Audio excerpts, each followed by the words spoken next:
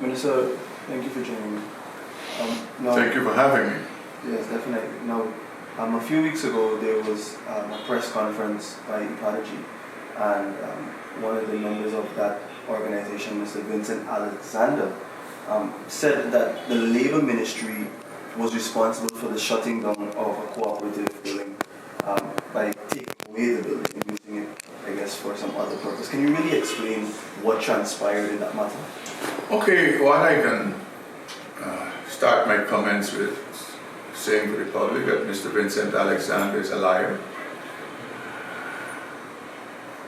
What Mr. Vincent Alexander was attempting to do is to fail to live up to his responsibility for misuse of nearly $500 million given to this outfit within his cabal that they promised to utilize on Africans. So he was seeking to find red herrings all over the place. What are the facts of the matter?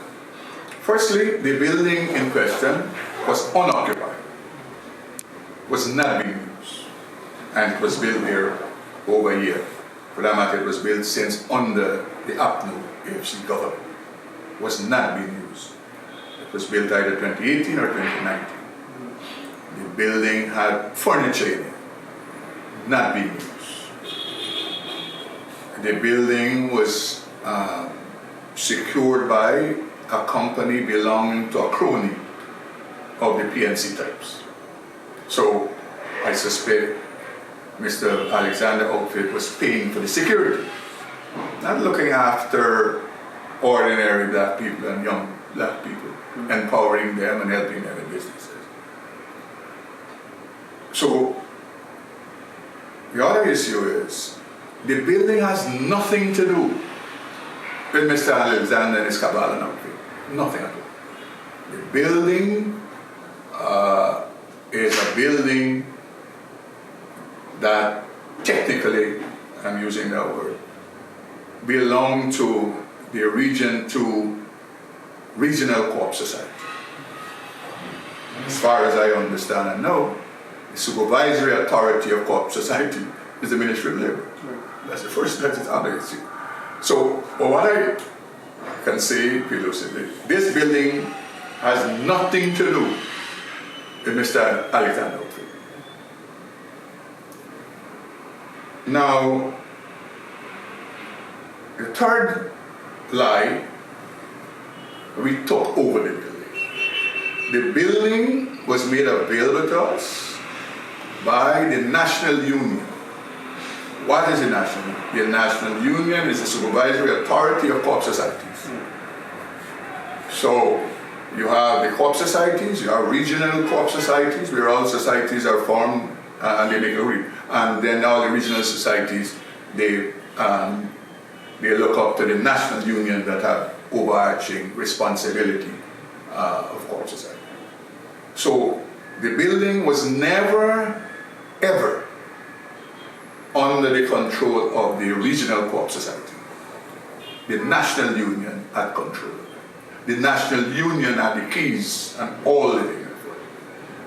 So the possession of the building was made to us by Mr. Derek Cummins, who was then chairman of the National Union. So we took possession of a building via keys. Hamilton didn't go and knock on the door. And National Union at all time, they knew that we were taking possession of it, because I've had conversation with Mr. Cummins that we needed to establish a labor office. And importantly, nothing is stopping the co-op society regional from utilizing the building, because the idea was always to have the office and part of the building would be utilized for training by the Board of Industrial Training, and we could do it in conjunction with them. And those were things that were said to them. So all and sundry knew that, and Mr. Alexander must know that. And therefore, that's why I can say he's a liar, because he must know all of these things. And fourthly, we didn't take the building, we are renting the building. for $250,000 a month. Look, I have this is the contract. With the Ministry of Labor, signed by the Permanent Secretary and the Chairman of the National. So this patent lie about we take over the building. You can't take over a building you're paying $250,000 rent a month for it. You have a 1-year contract at least in the first instance. So I would just like to clear that. So and I didn't even know that my name came up or my position came up in Mr. Alexander conversation. I just learned that a couple of days ago. And so I thought I addressed that matter. But beyond that, as I've said, it is utilizing every scheme and every deception so as not to deal with the fundamental matter and question that was asked by the Vice President. And what it is, you all collected nearly $500 million from the side, purporting to represent the interests of African diamonds. What have you done with the money? They will get to answer that question. Minister, just for clarity's sake too, for the sake of the public, for this regional cooperative union, what plans, programs are in place for the young people in that area to further upskill themselves and continue to train under the Ministry of Labor too? Well, look, I don't have the numbers, direct numbers, but what I know, I am sure since I am minister, we have trained over 200 persons in all different skill sets in the Essequibo region too. As I speak to you, we have several training programs that are happening. I am to be in Essequibo next weekend to launch some more training programs. We have a special program that we plan to do, young people at Mainstay, young women, a program that I asked that they initiate in Mainstay Waiaka, the training of women to drive tractors. And so we have collaboration with the Essequibo Technical Institutes. And we run a lot of the technical programs utilizing their facility, plus in other communities. So the direct figure, I will give you a number, you'll call the CEO and they'll be able to tell you. Well, I have gone there already in less than 2 years or 2 years. Did the 2 graduations already, and I'm over 200 and odd persons, and we continue to do that. The investment, again, you can get it from the Board of Industrial Training, and these are young people who did not have a skill yesterday, who now have a skill. These are females who didn't have a skill, who never thought that they could have become a welder and a fabricator, who never thought that they could have driven excavator.